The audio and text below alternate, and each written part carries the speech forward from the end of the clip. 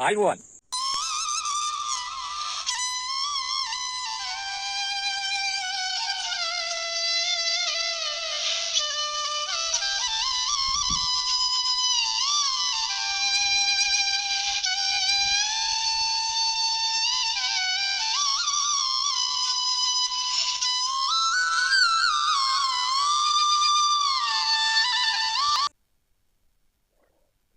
මේ තියෙන්නේ වල් කොත්තමල්ලි ශාකය.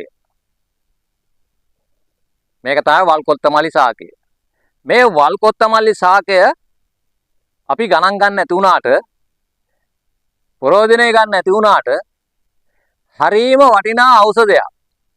දැන් අපි මේ දියවැඩියාව තියෙන රෝගීන්ගේ රෝගය පාලනය කරගන්න පුළුවන් ඊටාම වටිනා ඖෂධයක් තමයි වල් කොත්තමල්ලි ශාකය. මේ ශාකය තෙතමනේ තියෙන ස්ථානවල ඒ කියන්නේ වෙල්ලාසිත වැව් පිටිවල වැවෙන ශාකයක්.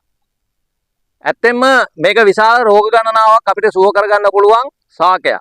මේක ක්‍රම කීපයකට අපිට පුළුවන් අපේ ශරීරයට මේ රෝග සුව කරගන්න භාවිතා කරන ක්‍රම කීපයකට අපිට පුළුවන්. මේක පුළුවන් අපිට මේ කොළ දළු ටික තම්බලා ඒ ජලය අරගෙනත් පුළුවන්. මේ දළු කොළ දළු අඹරලා ඒකේ ඉස්ම අරගෙන එහෙමත් පුළුවන්. ඒ වගේම මේක පත අට එකට සිඳවලා කසාය අපි භාවිතා කිරීම තුළින් අපේ ඔය රෝග සමනය කරගන්න පුළුවන්. ඇත්තෙන්ම මොනවද මේ රෝග? දැන් මේක විශේෂයෙන්ම දියවැඩියාව තියෙන රෝගීන් ඉන්නවනේ. දියවැඩියාව තියෙන රෝගීන්ට රෝගය සමනය කරගන්න පුළුවන් ඊටාම හොඳ ඖෂධයක් තමයි මේ කොත්තමල්ලි. එතකොට කැස්ස, හෙමිරිස්සාව, පාචනය, ආමාශගත රෝග, නිදන්ගත රෝග, පිළිකා, පෙනහළු ආසිත වැළඳෙන්නා වූ රෝග, එතකොට රුධිරය පිරිසිදු කර ගැනීම, පණු රෝග, මෙන්න මේ වගේ අනාදී විශාල රෝග ගණනාවක් සඳහා මේ ශාකය භාවිතා කරන්න පුළුවන්. ඉතින් මේවා දැක්කහම කිසි කෙනෙක් මේවා ගණන් ගන්නේ නැහැ. හරි?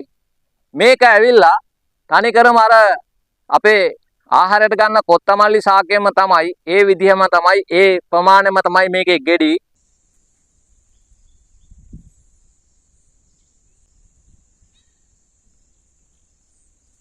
මේකේ මල් සුදු පාට මල් මේ හැදෙන්නේ. ඉතින් මේක පඳුරක් වශයෙන් සාමාන්‍යයෙන් අඩි 1කමාරක් අඩියත් අඩි 1කමාරක් වාගේ ප්‍රමාණයට මේක වැවෙන ශාකයක්. ඉතින් මේ ශාකය මෙන්න මේ කියන රෝග වලට අමතරව තවත් රෝග ගණනාවකට ඊටාම ගුණදායකයි. මේක අපි කොහොම තම්බලා බිව්වත් මේකේ දැන් සමේ රෝග ඔය හොරිදද වන කුෂ්ඨ වාගේ තියෙනවා නම් මේක මේ කොළ දළු ටික අඹරලා ඉවෙලා අමු කහත් එක්කන් අඹරලා ආලේප කිරීම තුළින් ඒක සමනය කරගන්න පුළුවන්. ශරීරයේ අපිට උෂ්ණාධික රෝග හැදෙනවානේ. උෂ්ණාධික රෝග වලට ඊටාම ගුණදායක ඖෂධීය ශාකයක් මේක. මේ ශාකය ඔයාලා ගණන් ගන්න නැති වුණාට යන එන තැනදී දුටුවොත් මේ ශාකයක් ගලවලා ගේන්න. ගෙනල්ලා ඉවෙලා මේක අමුයෙන් හරි වියලාගෙන හරි. දැන් මේක අමුයෙන් අපිට ගන්න පුළුවන් නේ. මේක හරිනම් අපි දළු ටික කරලා වෙලා අපිට මේකේ මැල්ලුමක් මලවලා ආහාරයට ගත්තත් කිසිම අගුණයක් වෙන්නේ නැහැ. ඒ වගේම තමයි මේ ශාකය ගෙනල්ලා වේලලා හොඳට තියලා කුඩු කරගෙන තේ පානයක් ලෙසට. දැන් අපි තේ බොනවනේ, තේ වෙනුවට මේක පානය කරන්නකෝ. ඉතින් ඒ වගේම තමයි මේ මුළුත් එක්කම්ම මේ තියෙන්නේ මුල්.